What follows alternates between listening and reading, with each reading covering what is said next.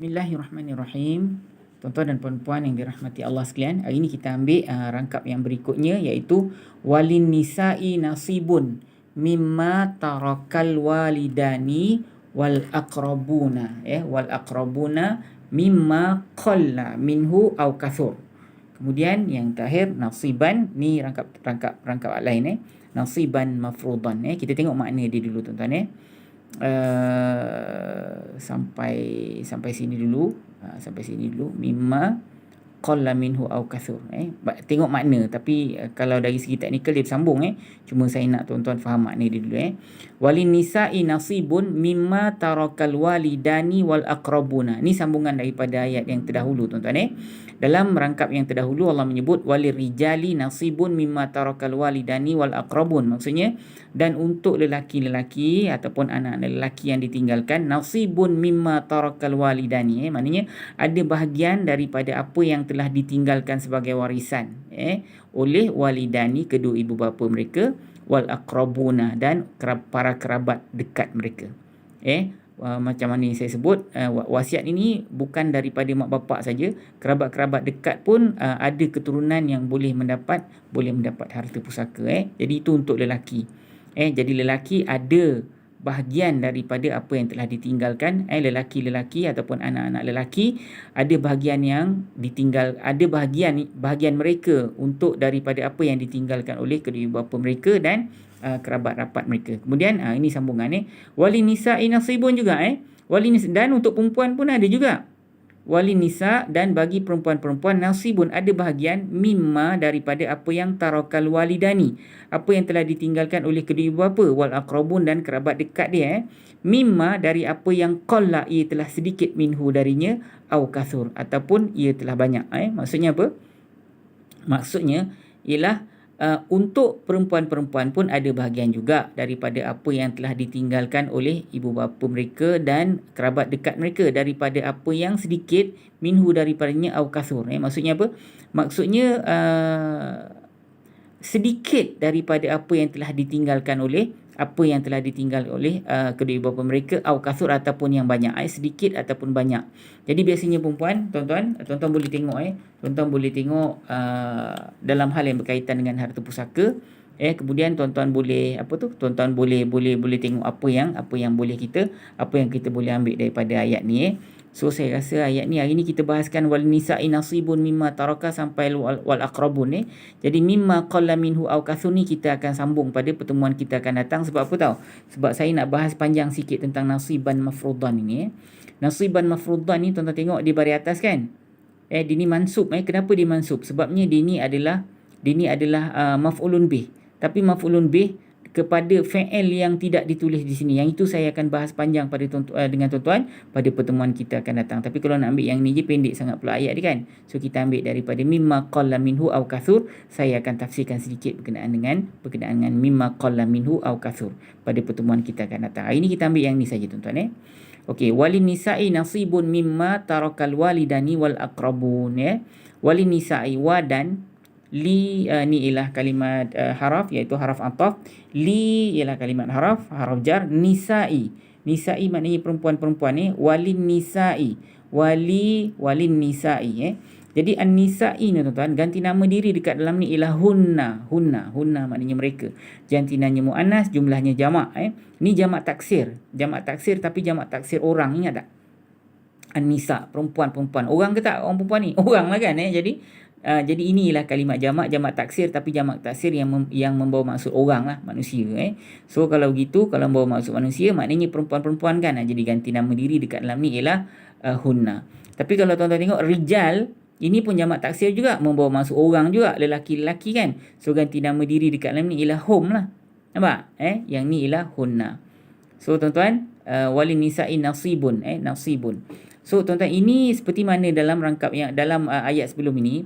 Ini ialah rangkap isim tuan-tuan. Walin nisa'i nasibun, ini ialah rangkap isim.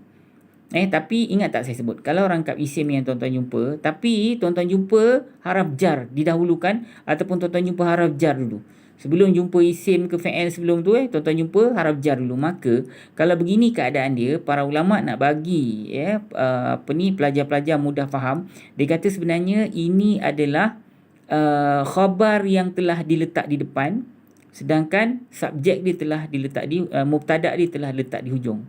Ni kita panggil dia sebagai kita tak sebut, tapi dalam minda kita tahu ni adalah khabar muqaddam dia panggil. Ini adalah mubtada muakhar. Apa makna khabar muqaddam? Khabar yang telah ditakdim diletak di hadapan, muqaddam. Kemudian sebut ni ialah mubtada muakhar yang diakhirkan. Okey, tapi kalau dalam pengajian kita nak kita panggil, kalau kita nak i'rab, an-nisa'i ialah kalimat isim. Ini ialah isim biasa kan. Kalau isim biasa dia mu'rab. So dia mu'rab marfu' ke, mu'rab mansub ke, mu'rab majrur, dia mu'rab majrur. Tanda majrur dia kasrah. Apa penyebab dia dapat pakai majrur? Sebab selepas haraf jar. Gitu Okey, nasibun. Nasibun ni maknanya bahagian. Ini ialah kalimat isim, dia ialah isim biasa juga. Kalau isim biasa dia mu'rab. So dia mu'rab marfu'. Tanda marfu' dia dhammah. Penyebab dia dapat pangkat marfu' apa tuan-tuan? Penyebab dia dapat pangkat marfu' ialah kerana dia adalah mubtada muakhar ataupun mubtada yang telah dikemudiankan. Itu untuk pelajaran pelajaran lama lah. Tapi kalau pelajaran dengan Al-Furqan sebenarnya saya boleh juga sebut ini adalah khabar lah. Khabar. So tak ada masalah lah kita kata dia khabar. Ni mubtada dia ni khabar. Dan kita tak ada konflik baris sebab kalau kita kata dia khabar ini ialah isim biasa. Ya, dia mu'rab marfu'. Tanda marfu' dia dhammah. Kenapa dia dhammah? Sebab dia khabar. Habis cerita. Sebab mubtada dengan khabar, subjek dengan khabar ni dua-dua kena marfu' kan. Jadi kalau kita nak kata dia subjek pun tak ada masalah. Kita nak kata dia khabar pun tak ada masalah. Cuma kalau sistem lama, tuan-tuan kena kata dia subjek, tapi subjek yang telah diletak di hujung. Khabar dia telah letak di pangkal. Boleh berlaku sebab subjek dengan khabar dua-dua pangkat dia marfu'. Okey. Mimma min haraf jar, ma apa yang, ni lah isim mausul. Isim mausul dia mausul kepada apa? Dia mausul kepada harta yang ditinggalkan tu. So inilah isim mausul dan dia mabni lah. Sebab isim yang ada gelaran dan fungsi. Taraka, ia telah tinggalkan. Ini ialah kalimat fa'il. Ini ialah fa'il madhi. So fa'il madhi tuan-tuan, ni fa'il kan. Fa'il selalu digunakan fa'il yang mufrad walaupun pelaku dia banyak. Masa bila? Masa fa'il yang telah didahulukan. Ingat tak? Ini pun kita belajar pada pertemuan kita yang sebelum ni kan. Okey. Fi'il madhi, jantinanya muzakkar, jumlahnya mufrad, ganti nama diri tersembunyi dekat dalam ni ialah huwa. Huwa rujuk pada siapa? Huwa rujuk kepada kedua ibu bapa. Ustaz, kalau kedua ibu bapa kenapa huwa lah? Huma lah sepatutnya. Jawapannya ini fi'il yang telah didahulukan. Jadi kalau itu keadaan dia, akan digunakan fi'il yang mufrad walaupun pelaku dia musanna ke jamak ke tak kira lah. Dia tetap gunakan fi'il yang mufrad tu jawapannya. Sepatutnya taroka ni kena guna huma lah. Taroka panjangkan ni menunjukkan dua orang kan, tapi tak kena pakai yang mufrad juga. Okey, kalau dalam pelajaran peringkat ketiga pula, ini fi'il madhi dia mabni, so tak payah bahas soal baris. Al-wildani, tapi tadi kita belum bahas kan jantina dia dia rujuk pada siapa? Dia rujuk pada wildani, ada maf'ulun bih ataupun tidak? Jawapannya tak ada maf'ulun bih. Okay, al-wildani. Ni soalan kuis kita hari ni tuan-tuan. Ini soalan kuis kita hari ni. Ini ialah kalimat musanna. Ya, okey. Sekarang ni tuan-tuan dengar dulu Ini kalimat musanna dan dia berada dalam keadaan marfu'. Kenapa marfu'? Sebab dia merupakan pelaku kepada perbuatan yang telah meninggalkan ni. Dia inilah yang telah meninggalkan harta tu. So cuma saya nak tanya, ini kalimat musanna ni kalimat musanna. Saya nak tahu mana tanda marfu' dalam kalimah al-wildani ini. Mana tanda marfu' dia? Ingat ini kalimat musanna. Kalau tuan-tuan lupa, buka diagram tuan-tuan. Nombor berapa? Nombor 3 Buka diagram tuan-tuan nombor 3, tuan-tuan cek balik. Ya, nanti saya tengok. Sorry, diagram nombor 4 tuan-tuan buka diagram nombor 4. Tuan-tuan pergi dekat kalimat musanna tuan-tuan pergi dekat kalimat musanna, tuan-tuan tengok diagram nombor 4 diagram nombor 4. Sekejap sebentar. Ni diagram nombor 4 musanna ni. Tuan-tuan yang yang nak screenshot boleh screenshot kat sini. Musanna ni musanna. Diagram nombor 4 tuan-tuan diagram nombor 4. Ni tuan-tuan tengok musanna ni. Tuan-tuan screenshot. Saya nak tahu marfu' dekat dalam kalimat al-wildani ini, tanda marfu' dekat dalam kalimat al-wildani ini mana? Mana tanda marfu' dia? Allah pakai apa untuk tunjukkan dia sedang berpangkat marfu'? Tolong jawab dan hantar ke 010-817-3131 Okey, wal aqrabuna ni ramai yang jawab betul. Semua orang, tak ada yang salah Wa ni haraf ataf. Haraf ataf ni kerja dia menyamakan baris kalimat sebelum dan selepas yang sama kategori So al-aqrabuna ialah kalimat isim. Dia ialah isim biasa tapi dia jamak mudzakkar salim kan. Dia juga berada dalam keadaan marfu'. Sebab apa? Sebab kalimat ni telah disamakan dengan al-wildani ini.